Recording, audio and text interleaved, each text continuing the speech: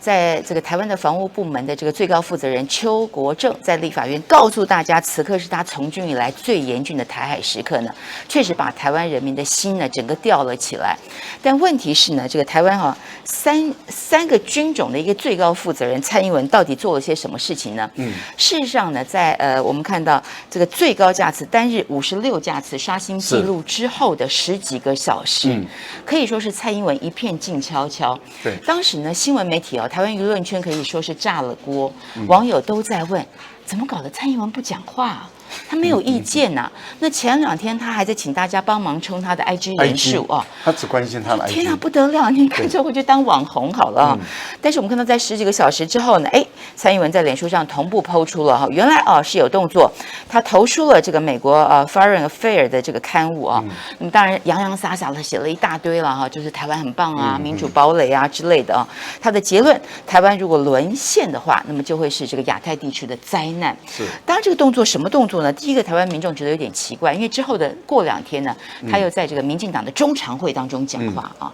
这个在民进党中常会党主席的身份讲这个话啊，他是不是应该撇开他的党职，对所有台湾民众讲这个话啊？是的，一个这个台湾的这个最高领袖嘛，你总是要安定民心也好啊，讲讲你的主张也好，或是你要谴责中国大陆都可以啊。是的，但是他是在民进党中常会讲话。另外对他的党员讲话，还有对外国人讲话，所以这个部分我觉得确实让台湾这个民众有点不是滋味哈。这个来老师你怎么看待这个台湾这个蔡英文的在这么重大事情当中他的一个说话管道的选择？我觉得对蔡英文来说的话他现在他很清楚知道他在台湾其实是失去民意了。因为不只是蓝营，中间选民对他的支持度其实一直在下降。尤其是年轻人对他的讨厌度一直在上升，所以他现在的民调的支持度都低于50%以下，而且越来越低。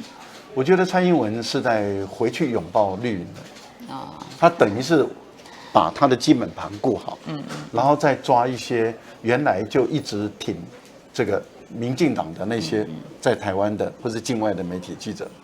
因为民进党从在野的时候，他就非常努力的经营那些境外的媒体记者，是没错，对。然后那些境外的媒体记者，他们基本上就有一个理念，就是反中，对。所以只要谁跟大陆比较好，或是谁愿意跟大陆和平来往，他就反谁，对。那些境外的媒体记者有一种很奇怪的一种成见，就是反对大陆，反对到底。那反对大陆，反对到底，所以在台湾，你任何一个政党或者是任何一个政治人物主张跟大陆要和平相处的，他就反对你。所以他就很倾向于民进党，因为民进党是唯一，他是最反中的。那这样的一个情形下的话，他们就沆瀣一气。然后当然，二方面我们也不知道中间民进党有给予他们多少的利益了反正就给予他们很多的好处就对了。这个好处有实质上的好处。也有非实质上的好处不管是有形的或是无形的，反正就给他们很多好处。所以这些人呢，他常常可以直接通台湾最高层的管道。你看在前段时间在华盛顿就是还没有进入华盛顿呢，就传出台湾的改名，对，坎贝尔是这个就是境外媒体的记者，而且是跟绿营关系非常深的他本身在半夜的时候发稿，你看半夜的时候可以拿到这个讯息，然后发这个稿。就在习近平跟这个拜登接电话，就是习近平接了拜登的电话的当天晚上，因为当天在台湾的媒体炸锅了嘛，在全世界媒体炸锅了，半夜这一位亲绿的，而且绿到不行的这一位境外的媒体记者，就半夜就发稿，然后就把新闻就洗掉了。第2天，台湾的几乎的头版全部都用他的稿件，您就可以知道民进党帮他把这个风吹到什么程度去。好，所以我觉得从这个角度。我们就很清楚的看到，对蔡英文来讲，他就是拥抱这个境外的媒体那些亲绿的；第二个就是拥抱绿营的，然后他对于中间选民跟蓝营的，他基本上就是不理不睬，跳过，完全跳过，没感觉，他也不想跟这些人对话了，然后他也不想理这些人。我觉得这个是一个可悲的啦，就是说，一个本来是台湾的最高的政治领袖，他回到变成只剩下绿营的跟外国的绿营媒体的政治领袖，这个是很可悲的事情，把自己做小了。此刻真的是一个非常时刻。我想对于所有台湾人民来讲，像我们这2天你只要谈到这个，我们看到这个大陆的这个军机飞到我们的这个家门口，我们只要做这样的直播，它的流量都爆高，流量非常非常的高。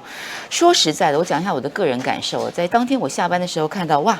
今天是52架次，我真的是有点担心你的啊。我们从事新闻工作那么久，也经过这个96年台海危机，但看到52架次，心里面真的是咕咚跳了一下。对。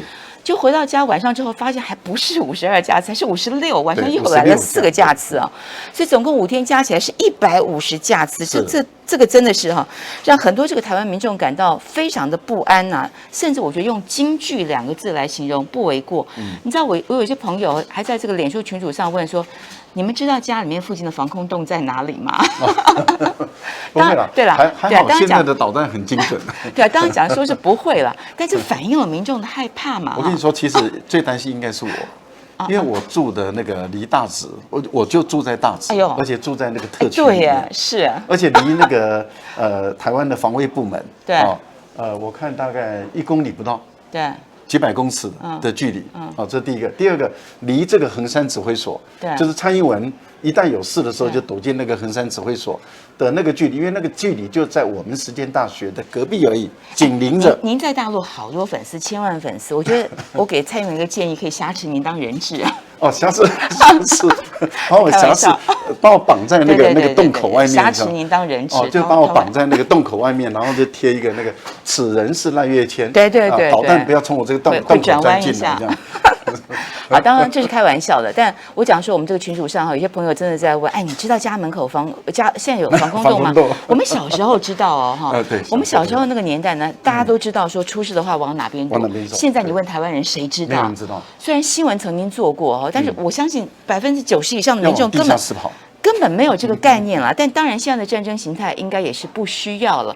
所以不管无论如何，不管你的意识形态，不管蓝跟绿，我觉得和平是大家共同的期待。但问题是在这个非常时刻当中，蔡政府及他的团队是要把台湾推向和平，还是要把台湾推向战争？我们就看到最近台湾突然跳出来一个战狼式的官员，这个人叫做吴钊燮，他是台湾外事部门的最高负责人。厉害，这个人。外事部门是干嘛的？外事部门全世界各个区域、各个国家，外事部门都是负责交朋友的嘛。是的，对不对？缓和紧张局势。所以外事部门的预算都很高，我们常常看到他们穿着很体面呐，对不对啊？很体面，然后这个排场都很大，是交朋友啊等等之类。但是我们这个外事部门的这个负责人吴钊燮怎么突然摇身一变变成了战狼哦？他接受了这个澳洲广播公司 ABC 的这个专访。当然我们知道啊，这个澳洲这个媒体人也可能是为了这个流量压力很大，收视率压力很大，所以他们做了一个非常非常惊悚的标题，把大家吓坏了。什么呢？台湾的外交部长示警，准备与中国作战，要求澳洲提供协助。看了之后，你知道这是什么概念？这感觉上是战争已经开打了。一位台湾的外交部门的负责人出逃要去请求各国援助，有一点点这个味道，对不对？感觉像是已经是进行式战国时代的那个特使。对，对不对？跑到那个其他的国家寻求救兵，就是有点这种感觉所以我不知道这个美国可能看到这个标题吓了一跳吧，大家都去问，就后来才知道当然吴钊燮讲的是什么？他的原文是说了如果中国发动对台战争，我们将战到底。然后又加一句话如果大陆对台发动战争，那么大陆将遭受巨大苦难当这话是让大家啼笑皆非。第一个有没有到达那个程度两岸就已经在这个战争边缘？还有第二个，你的身份、你的角色是什么呢？是的，照理说外事部门，你是不是想办法这个我们看到想方设法能够弭平这些争端，帮大家往和平的道路上去推那还是说他讲这些番话是蔡英文授意的吗？我觉得如果说蔡英文不知道，那就是很严重的问题了。因为你一个负责涉外的负责人，对。他如果对外讲话，然后蔡英文都不知道，那这个是大问题。对。那二方面就是，因为他是蔡英文的，我们讲的专属权利之一。对。例如说防卫啦，涉外啦，还有就是安全啦，对，这是蔡英文的最主要的权利，不是在行政部门。所以这个这个外事部门，他的所有的动作应该都要跟老板报告。所以我个人的推断是蔡英文应该知道。但是我觉得他的可笑是在哪里啊？你要讨救兵，也要讨强而有力的救兵嘛。例如说你要去美国讨救兵嘛，美国有100多万的军人嘛，这个救兵还比较有效。你要不就是到日本去讨救兵嘛，有20几万的军人嘛，结果你偏偏跑去一个2300万人口、国土面积虽然很大的澳大利亚，可是它的人口才2000多万人嘛。重点就在于它的军队的编制才8万人呢，秀芳，然后现役的才6万人呢，6万人的澳大利亚，再强调，6万人的澳大利亚要跟100多万的大军的人民解放军要来 PK。这个救兵也讨得，我跟你讲，那是因为我们之前买红酒买很多了，所以比较熟的关系。之前我们不是要买爆这个澳洲的这个红酒嘛？哈，我这我开玩笑了。但我觉得比较可怕的是，一个外事部门的负责人，他的用词如此不精准哦，让外媒整个误导。所以你看到外媒的这个整个大标题，因为他是做大标题哦。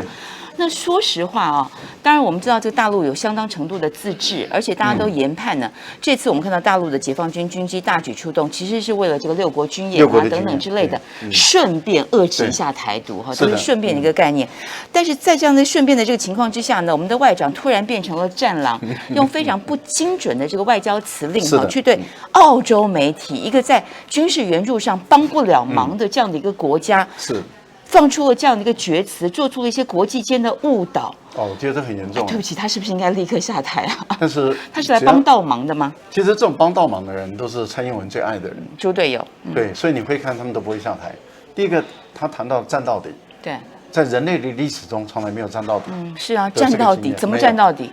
你看当时英国的军人在缅甸，还不是一样，对日军还是投降。是美国的军人在菲律宾。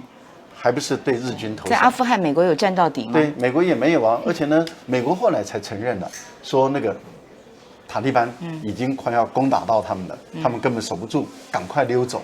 这个是战败了，所以你就可以知道战败就溜嘛。这个连美国、英国、连日本战败就投降，连德国战败就投降，本来就这样子。所以站到底是假话，是鬼话，是不切实际的话，那是在安全的地方逞英雄，这个最安全的地方逞英雄的最代表的人物就是苏贞昌，他拿扫把都要打到底。现在台湾已经变成一个笑话了。可是我记得我小时候在眷村的时候，我确实有看到有人拿扫把打人的，就是我有看到我们的大妈拿扫把打她的先生。对，所以苏贞昌就是大妈 level。对，大妈 level， 就是因为有的时候那个他的先生在外面拈花惹草啊，回到家。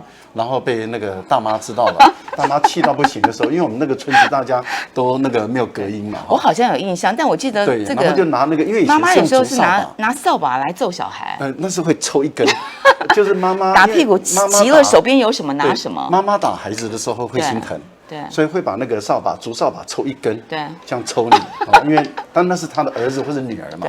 对。可是先生，对，你在外面胡作非为。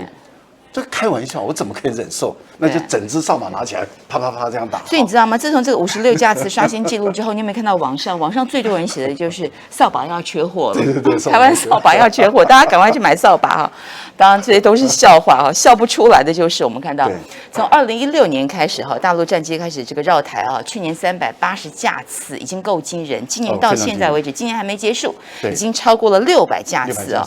CNN 的记者都说呢，从台湾开始记录以来，他说我们从来没有见过这样的事情，不要说西方记者没见过，我们台湾人也没见过。那我们看到来的这个战机呢，包括轰6包括歼16，包括运8，包括这个空警500等等，都到齐了。这是一个什么样的一个编组概念？我觉得这是一个大规模的这个作战的一种作战的一套完整的编组，它是一个非常完整的态势。先跟各位简单的介绍空警500，它就是区域间的短距离的，就区域间的它的空中指挥站。那它在这个空中指挥站这个上面的时候，还有地面的雷达，还有空中的人造卫星，这些讯息都会送到空警500的数据链。空警500本身也有雷达，所以它从这个近距离的空中，还有地面的卫星的所有的数据链都传达给他的时候，他就对整个战区的各种飞行的状态跟水面的状态，他都掌握得很准。他会把这些讯息都同步的，会传给这个在空中跟他一起编队的这些战斗机，也会把这些讯息传给地面的这些导弹战略部队跟水上的这些舰队，所以它的讯息链是很重要。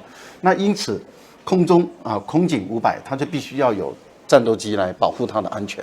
所以您会看到有这个苏30，它就保护他们的安全。对。那这个空警这个指挥塔被保护安全了以后，它数据链提供，接着你就会看到了这个轰6K，轰6K 就不得了了，不得了。轰6K 它本身可以挂载12吨的炸弹，它可以每一枚的炸弹是2吨哦，所以就是可以挂6枚，就是两边都挂3枚，而这个2吨的意思是什么？可以装核弹头，所以可以打到1000到2000公里。换言之，也就是说，轰6K 一出来的时候，对台湾的所有的地方，甚至包括菲律宾、包括日本，所有的军事基地都是在它的打击的范围内，它不用很靠近，它在很远的一个地方，它就可以去对地进行攻击，所以它可以对地，也可以对舰，就是水面上的大型的船舰，还有对军事基地空军的基地、港口军事要塞都可以进行攻击，这就是轰6K。好，那轰6K 由于它是轰炸机，所以它本身也不是那么的安全，因此它就必须要有战斗机的保护。因此你就会看到歼16就出来了，歼16也要保护这个轰6K 的安全。可是歼16本身又有电战机的功能，它又有这个战轰机的功能，因为它是重型机，所以它就可以打前锋。您从这个角度可以看到，各类型的战机全部都出来了以后，这是一种作战的一种态势，是，而且50几架的这个作战态势，这代表不是只是从一个机场出发，它是好几个师，也就是不管是轰炸师是或者是战斗师就是空中师，就是我们的连队了。对，它等于是估计可能至少是3个连队同时进来。另外，我们也注意到，它的这些飞机里面的飞行员，有些战机不是东部战区的，它是从西部或者从中部战区过来。这代表什么呢？代表大陆在演练的这样的一个战争是后面的一种支援作战，所以它要长途的奔袭。例如说，假设我是在陕西，对，我现在要支援这个福建这边作战，东部战区。你看，我要从陕西一直飞，飞到然后到福建这边做转场，是，然后再进来了以后进入台湾的战区里面，所以这些飞行员他全部都要熟悉战场的一个态势。因此，从去年一直到现在，大陆的各个战区的飞行员，他们其实都已经对于台湾的整个战区有相当程度的认识，都已经能掌握了，所以他们随时可以支援作战。我觉得这个是一个到目前的一个展示，等于是说大陆解放军的空军、海军其实已经准备好，随时可以打这样一场战争。5天150架次哈，当然这个可能是一场这个非常神秘的一场演训啊。是。那我觉得除了这个赖老师的分析之外，在这一节哈最后一题，我想特别问一下赖老师，就是说除了单日的这个架次新高之外哈，单日的夜航也创下了新高哈。是。晚上的19架次飞越了这个台湾的西南空域，当然这也显示哈，在大陆解放军的这个战机的部分，它的夜航能力也相当成熟。夜航能力很重要，很重要是。对，因为夜间看不见，对，所以它绝大部分是要靠仪表，完全是靠仪表。而且各位，你想想看，即使在白天我们在空海的时候，常常你会你会产生我们讲的空间迷雾，就是说我们会把你飞行员，你现在是在上面，就是你现在是转过来还是斜的，你不见得看得出来，你要完全是看仪表，这样的一个情形。更何况夜间，你什么都看不见。都看不见的情形下，完全是靠仪表的一种的反应，也就是你要对你的机器有足够的信任，还有心理素质要特别强，心理素质要很强。所以我觉得夜航的训练，尤其是夜战的训练，其实是非常关键。台湾在这个部分里面，我们都知道这个夜航训练危险度很高，所以我们不轻易的对于我们的远距离的这个空域进行夜航的训练。而在这一次大陆，你看已经奔袭到这个西南空域，对，这个代表中国大陆的这个白天跟晚上，也就是我们讲的全天候的作战能力，其实已经建构起来了。好，我们第一段呢讲到了防务部长他的一些这个作为，第二段呢我们讲到了这个蔡英文哦，还有这个战狼式的这个外事部门的这个最高负责人，两个人呢我们看到好像是提油救火的一个感觉啊、透过这个告洋状，那么透过这个战到底这个方式，真的能够为台湾带来和平吗？我们稍后继续来谈一谈国际间的大环境。